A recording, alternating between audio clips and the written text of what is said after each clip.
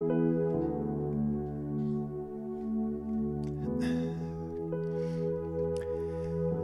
schauen heute am Morgen in der Predigt den 1. Johannes miteinander an. Das ist das Thema, das ich anscheinend gewählt habe. Mich dann später überhaupt nicht mehr daran erinnern, was es eigentlich gewesen wäre, wo ich wollte sagen und dann studiert habe und geschaut habe, was im 1. Johannes steht und dann neu begeistert bin von dem, was ich heute Morgen predigen darf. Von dem her, wir schauen heute Morgen den 1. Johannes miteinander an. Zuerst ganz ein bisschen Hintergrundinformationen zu diesem Brief. Es ist ein Brief, den ihr findet in eurer Bibel, ziemlich weit hinten im Neuen Testament. Hat 5 Kapitel, ist geschrieben vom Johannes, das ist der Jünger, der für sich selber gesagt hat, in einer Welle von der Demut, dass er der ist, der Geliebte ist von Jesus. Genau, das hat er über sich selber gesagt. Ich bin der Jünger, wo Jesus lieb hat. Das bin ich und ich schreibe jetzt einen Brief. Er hat einen Brief geschrieben und die auch schon mal einen Brief geschrieben haben von euch, die wissen, Briefe schreibt man immer aus einem Grund. Die schreibst du nicht einfach so, weil du jetzt gerade Lust hast, einen Brief zu schreiben. Sondern Briefe schreibt man aus einem ganz spezifischen Grund. Also Bewerbungsschreiben zum Beispiel schreibst du nur, wenn du einen Job willst, oder? Das ist der Grund. Und genau so gibt es einen Grund, wieso dass der Johannes den Brief geschrieben hat. Es war ein Zirkulärbrief, also er hat es nicht nur an eine spezifische Kirche oder Gemeinde geschrieben, sondern er hat das so geschrieben, dass das nachher weitergegeben werden von Gemeinde zu Gemeinde oder von Hauskreis zu Hauskreis, dass man es dort auch noch lesen konnte, auf das, dass das, was er geschrieben hat, eine ganze Region kann abdecken kann. Und der Grund, wieso dass der Johannes seinen Brief geschrieben hat, die Motivation dahinter oder mehr das Problem, das der Johannes adressiert hat, war Gnosis. Gnosis ist nicht ein Knieleiden oder quasi so, heute Morgen aufgewacht haben und Gnosis hat mir wieder Herd verwünscht, tut mir das weh. Nein, Gnosis ist nicht ein Knieleiden. Gnosis ist die erste Irrlehre, wo Christen damit konfrontiert worden sind. Gnosis ist eine Irrlehre gewesen. Und der Johannes hat sehr spezifisch geschrieben in einer Region, wo Gnosis zum ersten Mal so populär bekannt und von vielen Christen auch beliebäugelt worden ist und es hat auch Abfall stattgefunden. Sprich, die Christen sind abgefallen von ihrem Glauben und haben gefunden, ich glaube, Gnosis ist das, wo wahr ist oder wo richtig ist. Und auf das, dass wir den Brief verstehen können, müssen wir zuerst wissen, was ist denn Gnosis genau gewesen, oder was ist das Problem von der Gnosis, was ist die Lehre von der Gnosis. Und Gnosis kann man eigentlich so beschreiben, es ist dualistisch. Das heisst, es gibt zweipolig. Es ist zweipolig. Gnosis ist zweipolig. Das heisst, so wie Gnosis sagt, ist alles, was geistlich ist gut. Und alles, was materiell ist schlecht. Gott ist Geist. Und dementsprechend sollten wir Menschen eigentlich geistlich sein oder geistlich werden. Und alles, was auf dieser Welt ist, wo du anlangen kannst, das ist schlecht. Also der Körper ist ganz etwas Schlechtes und das hat keinen Wert in der Gnosis. Und Gnosis sagt auch, dass Gott, eben der Geist Gottes, der ist unergreiflich, der ist unbegreiflich und der ist auch unbekannt. Also den kennst du nicht wirklich. Der Geist, der hinter all dem steht, ist nichts Persönliches, das ist mega distanziert und es ist wirklich eigentlich mehr ein Erkenntnis, also ein höherer Gedanke. Und dementsprechend ist Errettung in der Gnosis ist auch durch Erkenntnis. Also du musst anfangen verstehen, anfangen lernen und dann findet Rettung statt. Sprich, das Ziel der Gnostiker ist, den Körper zu verneinen, den Körper zu verlassen und geistlich zu werden, auf dass wir dann im Geist eines Tages in der Ewigkeit eben bei dem Geist Gott, wo über allem ist, sein. Das hat auch interessante Auswirkungen auf ihre Taten gehabt. Das hat bedeutet, was du machst da in deinem Fleisch oder eben in deinem Körper drin, ist eigentlich egal. Weil der Körper ist schlecht, oder? Also was du mit deinem Körper machst, spielt keine Rolle. Deine Taten da sind nicht wichtig. Du kannst vernachlässigen, musst dich nicht damit beschäftigen. Was du musst, ist Erkenntnis suchen. Du musst Erkenntnis finden und wenn du es gefunden hast, dann wirst du gerettet. Da hat es auch so komische Jesus-Begriff plötzlich angefangen zu geben. Also die haben dann plötzlich angefangen zu sagen, ja weisst, Jesus kann ja nicht Mensch gewesen sein, weil Jesus ist ja gut und Mensch ist schlecht. Dementsprechend ist Jesus gar nicht wirklich als Mensch auf die Erde gekommen, sondern er ist erschienen, es hat ausgesehen wie ein Mensch, aber er ist eigentlich Geist gewesen, voll Geist, gar nicht wirklich Mensch. Und dann mit dem Sterben am Kreuz und auferstehen, ja, das kannst du auch vergessen, das ist nicht so wichtig. Also das ist das Problem gewesen, wo der Johannes in seinem Brief adressiert und geschrieben hat. Jetzt die wichtige Frage natürlich von uns heute am Morgen. Glaubt irgendjemand an Gnosis da drinnen? Niemand? Also ist irgendjemand am Liebäugeln, immerhin mit Gnosis? Auch niemand? Ja, das ist jetzt blöd, dann hat nämlich der 1. Johannes gar keine Relevanz für uns, oder? Und eigentlich, alles, was ich jetzt predigen ist dem Fall für Katz, oder? Dann können wir das gar nicht brauchen, wenn ja gar niemand an Gnosis glaubt. Also, wenn das Problem, das er adressiert hat, das anders ist als heute, ja gut, was sagt uns das dann noch, oder? Was kann uns das dann noch bringen, wenn ihr ja alle gute Christen sind und nicht an Gnosis glauben? Ja, was mache ich jetzt? Zum Glück, oder eigentlich müssen wir sagen zum Pech, gibt es 3 Probleme, wo Gnosis hat oder wo der Johannes adressiert hat, wo heute noch genauso umeinander sind. 3 Probleme, die der Johannes wegen der Gnosis adressiert, sind heute noch 3 Probleme, nicht wegen der Gnosis, aber die gleichen Probleme. Und über die möchten wir heute schauen, über die möchten wir lernen und schauen, was der Johannes dann schreibt. Also das erste Problem, wo der Johannes adressiert in seinem Brief, ist ein falsches Verständnis von Liebe. Die Menschen zu dieser Zeit, die gnostisch unterwegs waren, die haben ein falsches Verständnis von Liebe. Die haben Liebe angefangen komisch zu definieren. Macht ja auch Sinn, wenn du den Vater nicht kennst. Also wenn du Gott von der Liebe nicht kannst kennenlernen, wenn der ein ferner Gott ist, der gar nicht da ist. Ja, wie willst du Liebe verstehen, oder? Also Gnostiker haben das Problem gehabt, weil sie den Vater Gott nicht persönlich kennt hat. Was ist unser heutiges Problem? Das ist nicht unser heutiges Problem. Ich glaube, in unserer Gesellschaft, in unseren Köpfen, das Problem, das wir mit Liebe haben, ist eigentlich, die Irrlehre ist im Duden beschrieben. Steht Irrlehre im Duden? Hast du das gewusst? Im Duden steht nämlich eine Definition von Liebe. Jetzt müsst ihr die Definition mal lesen mit mir zusammen. Definition von Liebe gemäß Duden. Starkes Gefühl des Hingezogenseins. Starke, im Gefühl begründete Zuneigung zu einem nahestehenden Menschen.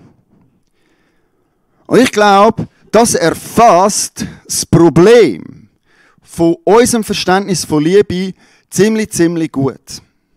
Wir haben nämlich heutzutage nicht das Gefühl, dass Liebe irgendetwas Unbegreifliches, nicht Ergreifbares und nicht Erkennbares ist, sondern wir haben das Gefühl, dass Liebe ein Gefühl ist. Wir definieren heutzutage Liebe durch Erleben, wie ich es halt fühle. Und da, liebe Leute, kommt der 1. Johannesbrief für uns eine ganz krasse Relevanz über. Auch wenn wir nicht Gnostiker sind, auch wenn wir nicht die Irrlehren haben, wir haben andere Irrlehren, wie zum Beispiel, dass Liebe ein Gefühl sollte sein, wo der Johannes anfangen ganz klar darüber reden und darüber schreiben. Und wir schlagen auf, den Johannes, wir haben heute nur Bibelstellen aus dem 1. Johannesbrief. Ist vielleicht nicht schlecht für die Bibel dabei haben, wenn ihr schon mal richtig 1. Johannes geht. Wir werden ein paar Bibelstellen aus dem 1. Johannes anschauen. Und die erste Stelle, die wir anschauen, ist 1. Johannes 4, Vers 8. Wer aber nicht liebt, der kennt Gott nicht, denn Gott ist Liebe. Das ist wahrscheinlich der bekannteste, berühmteste Vers im 1. Johannes. Die Tatsache, Gott ist Liebe. Seine Essenz ist Liebe. Liebe Leute, Gott ist nicht irgendein unergreifbarer Gedanke, der über allem anderen steht. Nein, Gott ist nahbar. Gott ist relevant. Gott ist da. Gott ist erfahrbar. Gott ist Liebe. Und unser Verständnis von Liebe muss von dem Bibelvers ausgehen. Es muss starten mit Gott, der von sich selber sagt, dass er die Liebe ist. Dass er die beste Definition von Liebe ist, die wir je finden können. Es fängt mit Gott und der Gotteserkenntnis an. Also wie ist denn die Liebe Gottes? Im 1. Johannes 3, Vers 1 tut er noch ein bisschen mehr erklären, wie sich die Liebe dann zeigt. Seht doch, wie sehr uns der Vater geliebt hat. Seine Liebe ist so groß, dass er uns seine Kinder nennt und wir sind es wirklich. Gottes Liebe zeigt sich in seiner Vaterrolle uns gegenüber. Und jetzt alle Eltern da innen wissen, dass Liebe schmerzvoll ist. Nämlich, es wäre manchmal einfacher, deine Kinder nicht zu lieben.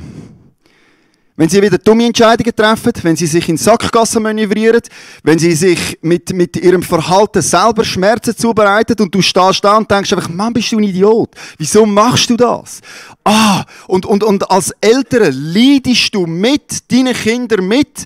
Wenn dir deine Kinder egal wären, wäre das sehr viel einfacher. Schau mal, der Idiot, was er jetzt wieder macht.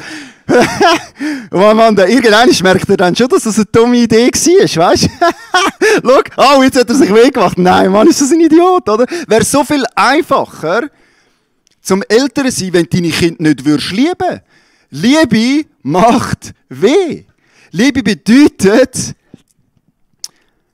dass du eine Person wie eben ein Vater, wie Eltern liebst. Das ist die richtige Definition von Liebe. Das ist nicht ein Gefühl, wo du, ich fühle mich so verliebt oder ich spüre jetzt die Liebe gerade so. Ich fühle mich mega hingezogen zu dieser Person. Das ist nicht die Definition von Liebe. Im nächsten Vers macht es noch ein bisschen klarer. Deshalb, meine Kinder, lasst uns einander lieben. Nicht mit leeren Worten, sondern mit tatkräftiger Liebe und in Aufrichtigkeit. Also, die Logik geht so. Gott ist Liebe. Er zeigt sich Liebe, er zeigt uns Menschen Liebe, indem er uns seine Kinder nennt. Er zeigt Liebe, indem er selbstlos, ohne Egoismus, aus Liebe für uns auf die Welt kommt, menschliche Form annimmt und für uns das Kreuz auf sich nimmt. Das ist elterliche Liebe, wo er zeigt. Und weil wir die Liebe gesehen haben, weil wir die Liebe verstanden haben, sollen wir jetzt genau so auch anfangen zu lieben. Das Liebe hat wenig bis nichts mit Gefühl zu tun.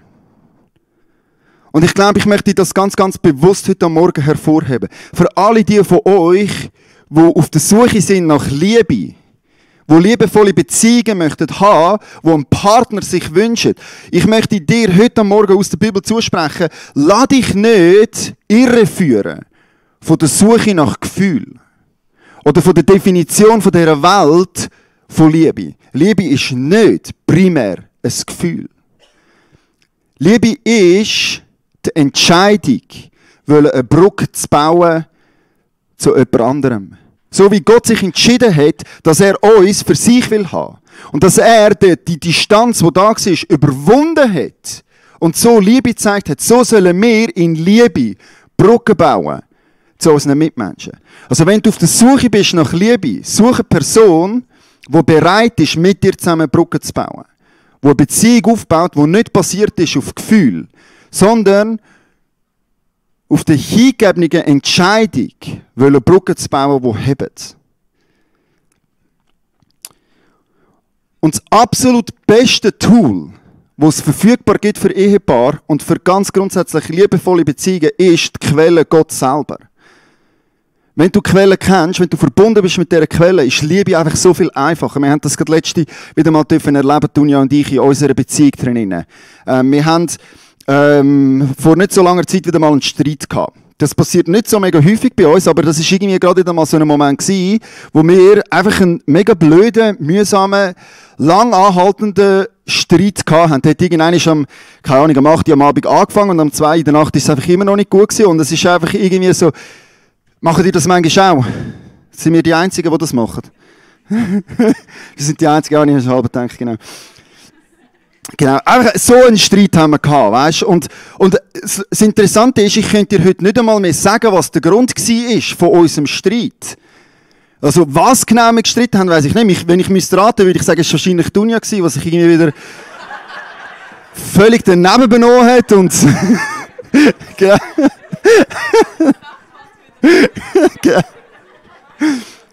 Das ist die einzige logische Erklärung, die ich jetzt da kann haben für den Streit. Also, keine Ahnung, wie es ist oder warum es ist. Also, es hat sicher nicht damit zu tun, dass ich irgendetwas falsch gemacht habe.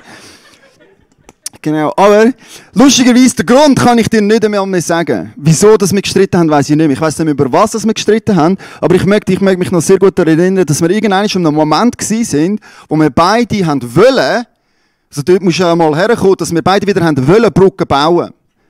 Wir wollen sagen, hey, okay, lass uns jetzt irgendwie wieder einen Weg finden, irgendwie ein gemeinsames da ist irgendwie, durch den Streit ist ein Spalt gekommen und wir müssen jetzt wieder eine neue Brücke bauen. Wir haben beide wirklich wollen die Brücke bauen, haben uns Mühe gegeben, aber irgendwie haben wir es einfach nicht geschafft, die Brücke zu bauen, um wieder können Versöhnung erleben und das wieder ganz machen, wo da irgendwie kaputt gegangen ist. Bis Dunja dann den Vorschlag gemacht hat, hey Micha, wollen wir nicht einfach zusammen beten? Und weil ich so intelligent bin, wie ich bin, habe ich Ja gesagt.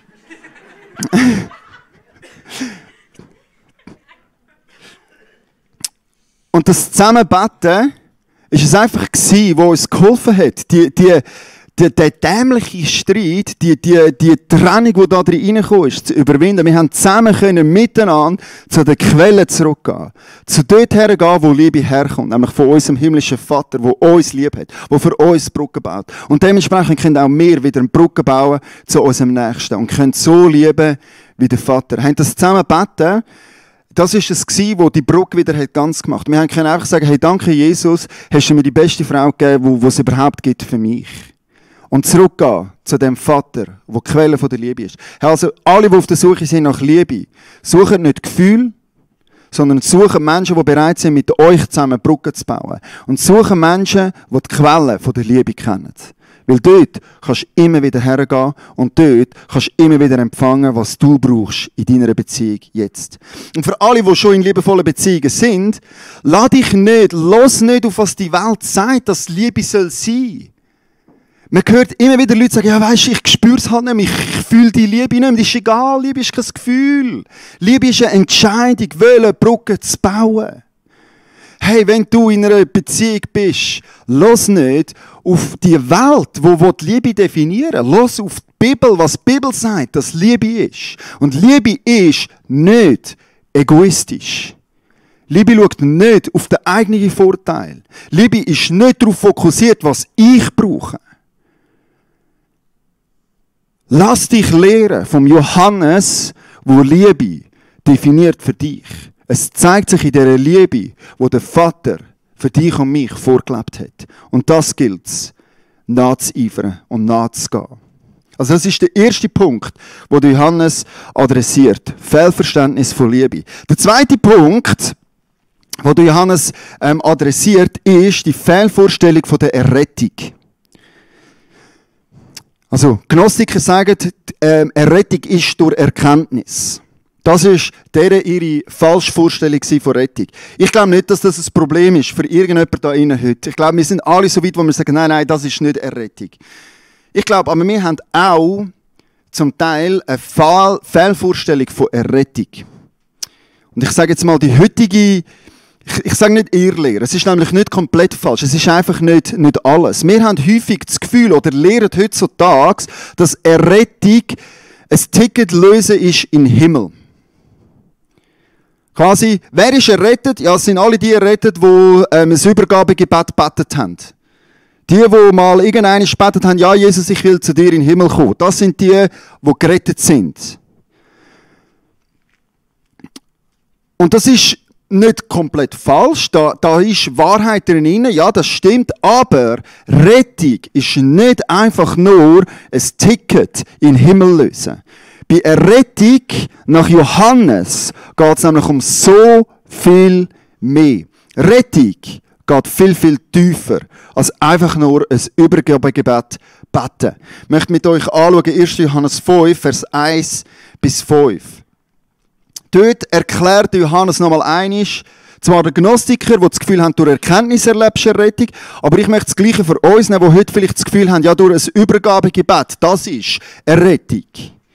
Der 1. Johannes 5, 1 bis 5 schreibt Folgendes. Wer glaubt, dass Jesus der von Gott versprochene Retter ist, der ist ein Kind Gottes. Kinder aber, die ihren Vater lieben, die lieben auch ihre Brüder und Schwestern. Und umgekehrt gilt, dass wir wirklich Gottes Kinder lieben, erkennen wir an unserer Liebe zu Gott und daran, dass wir nach seinen Geboten leben. Denn Gott lieben heißt nichts anderes als seine Gebote befolgen. Und seine Gebote sind nicht schwer. Jedes Kind Gottes kann den Sieg erringen über alles, was sich in dieser Welt Gott widersetzt. Ja, unser Glaube hat diese Welt bereits besiegt. Denn nur wer daran glaubt, dass Jesus der Sohn Gottes ist, kann diesen Sieg erringen. Wieso ist der Bibelvers für unser Verrettungsverständnis wichtig? Der Johannes redet da von Sieg und Welt. Das sind klare Wörter, die er braucht, um zu beschreiben den Status, wo wir drin sind. Und zwar lehrt die Bibel, dass es zwei Reiche gibt. Es gibt das Reich von der Dunkelheit, es gibt das Reich von dieser Welt, es gibt das Reich, wo der Teufel regiert, und es gibt Gottes Reich. Dort, wo Gott regiert. Das, was Jesus auf die Welt ist gekommen, zum etablieren. Und durch seinen Tod und vor allem durch seine Auferstehung hat er bewiesen und zeigt, dass sein Reich die Macht hat, dass er den Sieg errungen hat über dem Reich von der Dunkelheit oder eben vom Reich von dieser Welt. Und der Johannes tut eine Rettung in diesen Kontext hinein. Und ich glaube, dort sind wir manchmal ein bisschen simplistisch oder zu einfältig, wenn es um eine Rettung geht. Eine Rettung ist nämlich eigentlich ein Bundesschwur. Eine Rettung bedeutet, ich gehe aus dem Reich von der Dunkelheit oder eben aus dem Reich von dieser Welt und ich verbinde mich mit Jesus Christus, am Herr oder am König, am Sieger von seinem Reich. Und durch unseren Bundesschwur tun wir vom einen Reich zum anderen übertreten. Ich weiss, Bundesschwur ist nicht mehr etwas, das heute mega präsent ist. Darum habe ich probiert, ein Beispiel zu finden von einem Bundesschwur. Und der beste Bundesschwur, den wir Schweizer natürlich kennen, ist natürlich der Rütli-Schwur, oder? Das ist ein Bundesschwur. Dort drinnen, gemäss Schiller, haben 3 Leute stellvertretend für den Kanton auf der Rütliwiese 1291 sich gegenseitig Folgendes geschworen. So hat es der Schiller übersetzt. Wir wollen sein ein einig Volk von Brüdern, in keiner Not uns trennen und Gefahr. Wir wollen frei sein, wie die Väter waren, eher den Tod als in der Knechtschaft leben. Wir wollen trauen auf den höchsten Gott und nicht fürchten vor der Macht der Menschen. Das ist der Bundesschwur, wo sich die 3 Kantone dazumal auf dem Rütli geschworen haben. Und der Bundesschwur hat Folgendes bewirkt, eine neue Identität. Hat geheißen, okay, wir definieren uns jetzt anders, wir sehen uns selber anders. Wir sind jetzt eine Schwurgemeinschaft, oder eben, wir sind jetzt Eidgenossen. Und wir tun uns gegenseitig verteidigen gegenüber Macht vom Bösen oder Macht von den Menschen, wie es da so schön steht. Das sind die Habsburger von dazumal. Also, der Schwur hat ganz eine spezifische Richtung gehabt, Abgrenzung und Schutz gegen die Habsburger, die uns angreifen wollen. Und jeder, der den Schwur geschworen hat, ist klar gewesen, hey, mit dem Schwur gibt es jetzt eine neue Realität. Wir haben einen Bund geschlossen, jetzt. Also das ist eine Einheit jetzt. Ich gehöre da dazu. Das ist meine Identität. Und wenn irgendetwas kommt und attackiert und angreift, dann stehen wir miteinander gegen das. Stell dir vor, jetzt wären die Habsburger gekommen und die Schweizer sagen, hey, kommt schnell helfen, liebe Leute von Uri. Kommt, die Habsburger sind da. Und Uri findet, wie? Ja, der mit der Neutralität kommt dann später. Das habe ich schon eingeplant. Genau.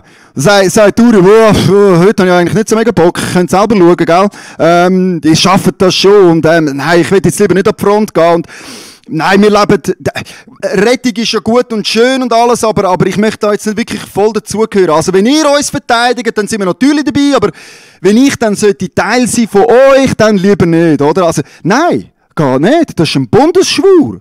Du schwörst, dass du zusammengehörst und dass du miteinander unterwegs bist. Und unser Bekenntnis Jesus gegenüber ist genau das Gleiche. Wir haben einen Bundesschwur geschworen. Wir haben nicht das Ticket gelöst in den Himmel. Das gehört auch dazu.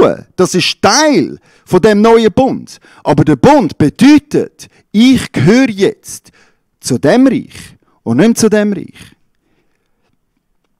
Und das bringt uns ganz automatisch zum dritten Teil, wo dazu mal falsch verstanden worden ist, und wo wir heute auch noch manchmal falsch verstehen, nämlich unser Verhalten und unsere Taten.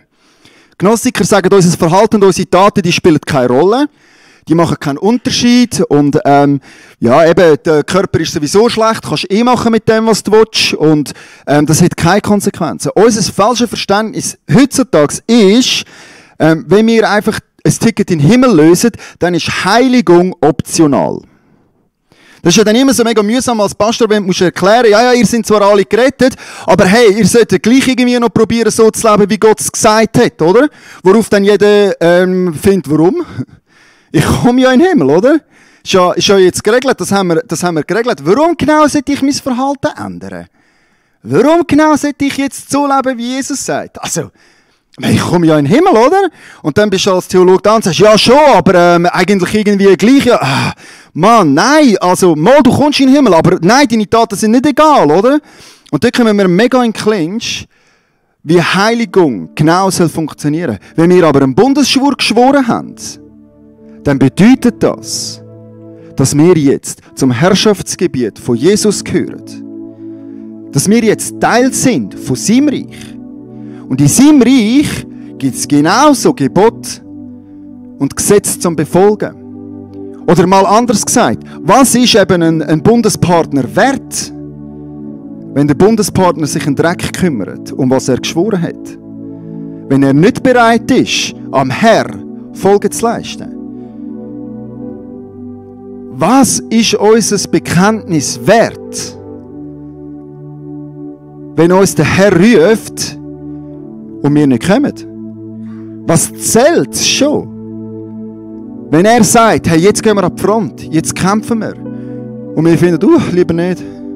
Ich kann lieber heilig. Ja. Rettung ist schön und gut, aber machen, was du sagst, lieber nicht. Mach lieber das, was ich will. Das ist, weil wir ein einseitiges Verständnis haben von Rettung. Rettung ist einen Bundesschwur schwören.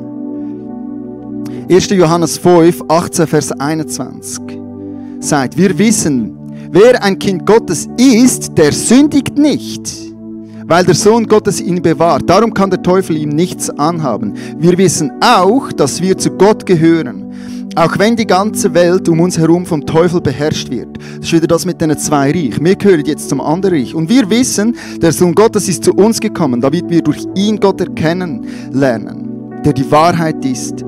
Nun sind wir eng mit dem wahren Gott verbunden, weil wir mit seinem Sohn Jesus Christus verbunden sind. Ja, Jesus Christus ist selbst der wahre Gott. Er ist das ewige Leben. Darum, meine Kinder, hütet euch davor, anderen Göttern nachzulaufen. Das ist der Bund, wo unsere neue Realität ist. Wir gehören nicht mehr zum Reich dieser Welt, sondern wir gehören jetzt, verbunden mit Jesus, in die neue Realität, in das neue Reich von Gott dazu. Und auch dort gibt es Gebot. Und auch dort gibt es ein Gesetz. Das ist beschrieben im 1. Johannes 3, 22 bis 24. Er wird uns geben, worum wir ihn bitten, denn wir richten uns nach seinen Geboten und leben, wie es ihm gefällt. Weil wir sind gute Bundespartner, oder?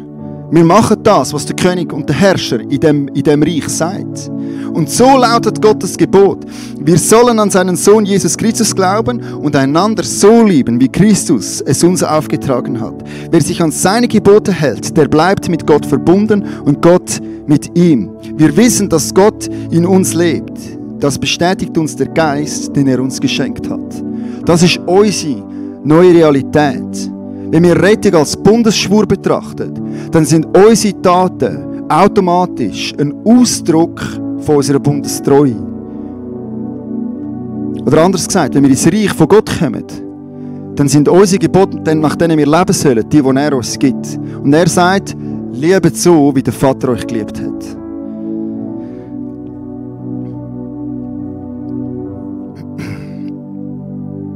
So möchte ich heute Morgen euch bitten, euch einladen, euch herausfordern, neu einen Bundesschwur zu leisten heute Morgen. Wenn du bis jetzt Errettung eher als Ticket in den Himmel betrachtet hast und noch gar nicht überlegt hast, dass du ja dementsprechend ein Bundespartner bist, möchte ich dir heute die Möglichkeit geben, das nachzuholen. Ich habe für dich nicht einen Rüttelschwur, sondern einen Bundesschwur formuliert. Kannst du ihn gerne schon mal zeigen. 1. Johannes 2 überspringen, kannst einfach genau den kannst du zeigen, den Bundesschwur.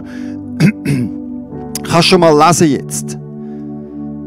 Du dir das mal durchlesen und überleg du dir, ob du das nachher mit mir zusammen sagen willst. Ob das wahr ist für dich. Und es fängt schon an mit der Adressierung. Ich habe das extra ein bisschen rausgehoben. Wem schwören wir denn jetzt Bundestreue?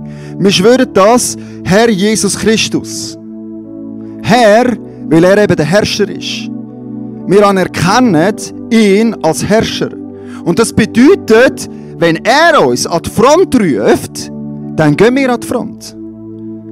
Wenn er uns ein Gebot gibt, dann halten wir uns an das Gebot. Weil er ist der Herrscher. Ihm schwören wir Gefolgschaft. Es ist Herr und er ist Jesus. Jesus ist, Jahwe ist Rettung. Er ist unsere Rettung. Wir schwören dem, der uns gerettet hat. Und wir schwören am Christus, am Gesalbten, am Auserwählten, der Gott erwählt hat und auf die Welt geschickt hat. Dieser Person schwören wir etwas. Am Herr Jesus Christus. Und der Wortlaut von dem, was wir jetzt dann machen wollen, was ich euch möchte einladen, um mit mir zusammen einfach schwören, ist folgendes. Ich schwöre dir heute Gefolgschaft und ich binde mich an dich. Du hast mich gerettet aus dem Reich von dieser Welt und aus meiner eigenen Sünde. Ich empfange dankend meine neue Identität in deinem Reich und ich verspreche dir, dass ich deinen Willen tue. Ich will so leben, wie du mir sagst und dann erkenne deine Gebote und deine Herrschaft über mein Leben. Und wenn du mich rufst, will ich folgen. Amen. Ich möchte alle einladen, die das schwören jetzt mit mir zusammen und sagen, mal, ich möchte nicht einfach nur ein Ticket lösen in den Himmel, sondern ich möchte dazugehören. Ich möchte verbindlich in seinem Reich dazugehören. Die dürfen jetzt mit mir zusammen aufstehen. Wir machen das extra ein bisschen dramatisch. Also alle, die das schwören, dürfen jetzt gerne aufstehen.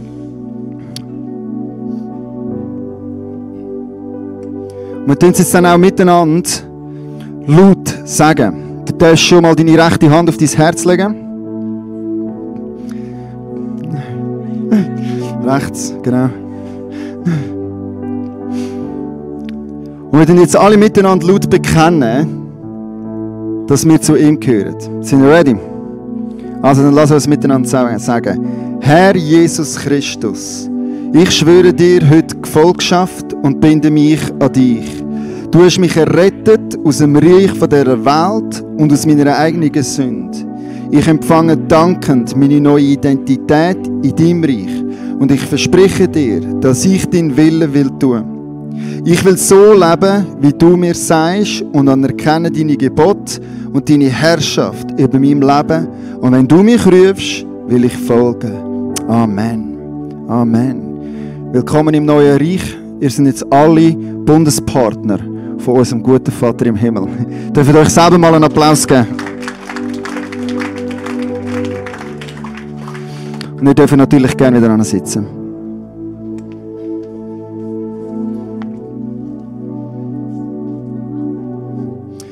Und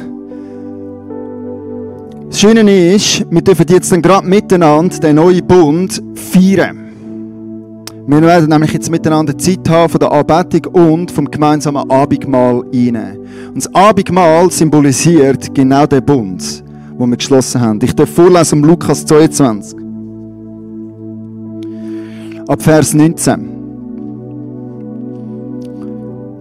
Dann nahm er Brot. Er dankte Gott dafür, teilte es unter, gab es ihnen mit den Worten: Das ist mein Leib, der für euch hingegeben wird. Feiert dieses Mal immer wieder und denkt daran, was ich für euch getan habe, so oft ihr dieses Brot esst. Nach dem Essen nahm er den Becher mit Wein, reichte ihn den Jüngern und sagte: Dies ist mein Blut, mit dem der neue Bund zwischen Gott und den Menschen besiegelt wird.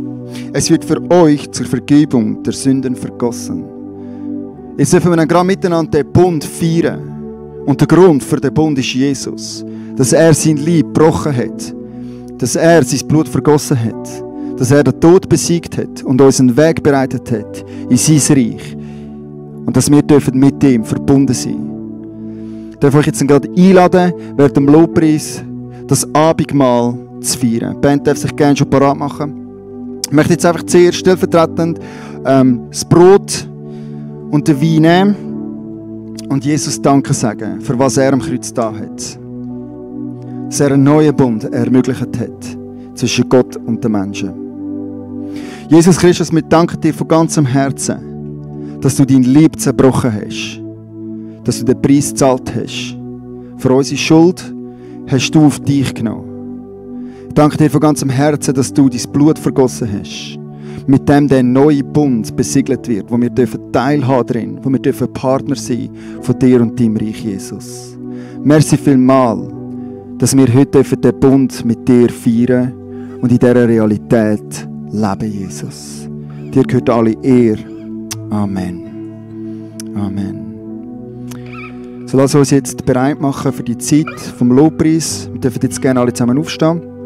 Und nachher dürfen wir, so wie ihr das kennt, reihenweise Abendmahl holen. Dürfen jetzt gerne einen Platz zurücknehmen. Nehmt euch eine Zeit vom Gebet.